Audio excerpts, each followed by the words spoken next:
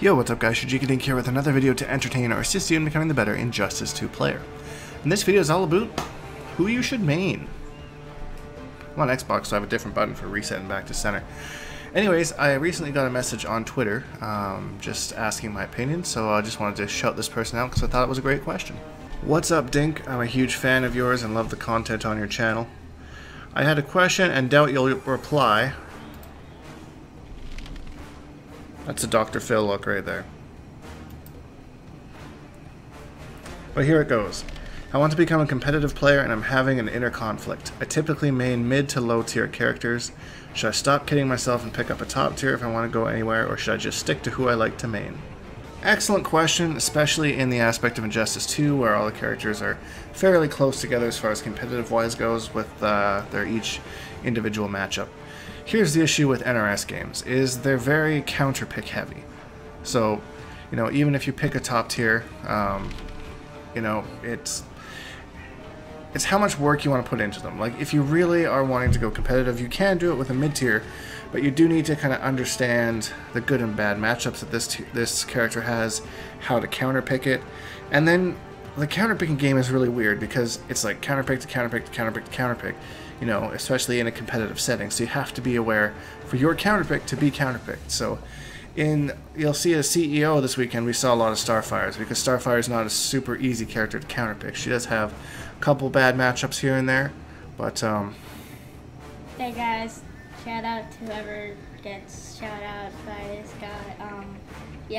This guy, he has a master brain right here that this thing costs like $1,000 boy. He's like his richest little pump boy. Oh,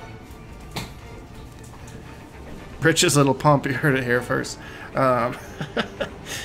Anyways, yeah, so picking a character that covers your bad matchups and understanding that I wouldn't really pick a top tier character for the sake of, you know, be like, oh, I can just dirt my way through this. Like, putting through some effort and actually understanding some tough matchups and stuff like that. Like against Black Adam, for example, something I like to do a lot is meter burn back 3 to anti-air his dive kick, for example. And you need to practice that. And so if I'm Firestorm, I'm like, well, I'm just going to do the mix and blah, blah, blah, and then, you know, that'll work, no big deal. And you get matchups like that, or matchups like the Flash, where, you know, a lot of Flashes like to do down 1-2 into the Sonic Pound.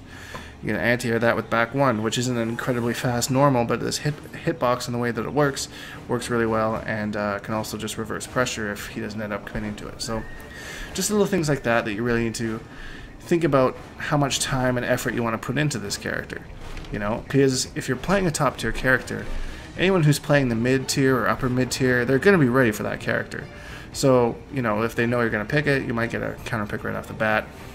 You know, like Black Adam, for example, even though he's a top 3 character and pretty widely considered a top 3 character anyways, he does struggle when he gets knocked down. So somebody might pick a character with some really insane knockdown pressure to give you kind of a tough time. So knowing how to deal with that in the aspect of not just being a top tier. So I think if you wanted to pick like a solid mid tier, like a Poison Ivy or a Captain Cold, you know, I think that's a great idea.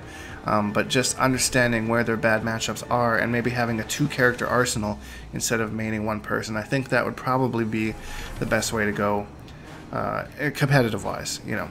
Having said that, I wouldn't recommend maining Donatello or like Raiden, for example. I don't think that those characters are viable in a tournament setting. So, I mean, outside of that, competitively, it's pretty even game, you know. And another thing is like playing the character that you want to play. Really, you're going to have a lot more fun labbing them and learning matchups and having success with them than you will a character that's just, you know, good per se. You know, it's not really going to be, if you're not having fun learning the character, then there's not much incentive to be in the lab and grinding all the time. But, you know, if you find a character and kind of make them yours, like Firestorm I took off the bat because I didn't think anyone would play Firestorm, but he still looked like he was a competitive character. And this was before we found out about the Vortex and all that stuff. I just picked him up because I thought he would look like an underrated zoner. But I really just wanted to work with him and make him mine since day one, you know, and kind of mold.